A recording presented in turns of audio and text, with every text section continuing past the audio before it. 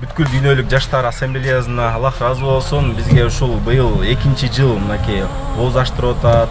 Ушул орозо кармагандар, муктаж адамдарга ошентип ооз ашсын деп азык-түлүктөрдү жөнөтүп атат. Аллах разы болсун. Биз да Кудай буйруса аракет кылып өзүнүн ээлерине жеткиренге аракет кылып атабыз. Азыр бул жерде бизге жалпысынан 90 продукты келди. Азыр биз чакырганыбыз 60 адам.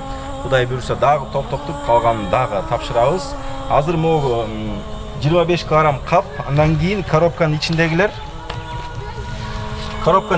мынакей Кудай буйруса могу жерде бир 3 килограмм, 4 килограмм сахар экен, 3 килограмм, 4 килограмм күрүч, финик, сгущенка, 1 литр томат, 2 литр май, суу май, 1 коробка печенье жана 5 килограмм